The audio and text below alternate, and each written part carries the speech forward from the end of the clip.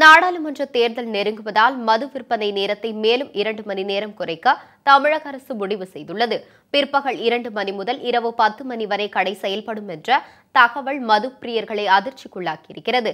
தமிழகத்தில் முழு மதுவிலக்கை அமல்படுத்த வேண்டும் என்று பல்வேறு தரப்பினரும் வலியுறுத்தி வந்தனர்.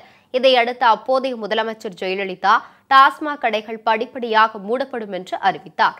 தொடர்ந்து முதல் கட்ட நடவடிக்கையாக தமிழக அரசு சில்லறை விற்பனை கடைகள் மற்றும் அதனுடன் இணைந்த மதுக்கூடங்கள் ஆகியவற்றின் பணி நேரம் குறைக்கப்படும் எனவும் கடைகளின் எண்ணிக்கை குறைக்கப்படும் எனவும் ஆணை பிறப்பித்தது. அதன்படி முதல் கட்டமாக கடந்த 2016 500 மதுக்கடைகளை மூடப்பட்டதுடன் காலை 10 மணி முதல் இரவு 10 மணி வரை என இருந்த டாஸ்மாக் விற்பனை நேரத்தை நண்பகல் 12 மணி முதல் இரவு 10 மணி வரை என குறைக்கப்பட்டது. இதேபோல் அதே ஆண்டு 500 கடைகளும் 2017 ஆண்டு 500 கடைகளும் மூடப்பட்டன. கடைகளின் எண்ணிக்கை குறைக்கப்பட்டாலும் மது விற்பனையில் எந்த சரிவும் ஏற்படவில்லை. டாஸ்மாக் மதுக்கடை விற்பனை நாளுக்கு நாள் அதிகரித்து வருகிறது.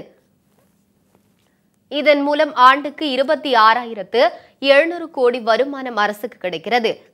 இதனிடையே மதுக்கடைகளை காலையில் திறப்பதற்கு பதில் மதியம் திறந்தால் என்ன என்று தமிழக அரசுக்கு உயர்நீதிமன்றம் கேள்வி எழுப்பியிருந்தது. இதுகுறித்து அரசு தரப்பில் பல்வேறு கட்ட ஆலோசனை நடைபெற்றது.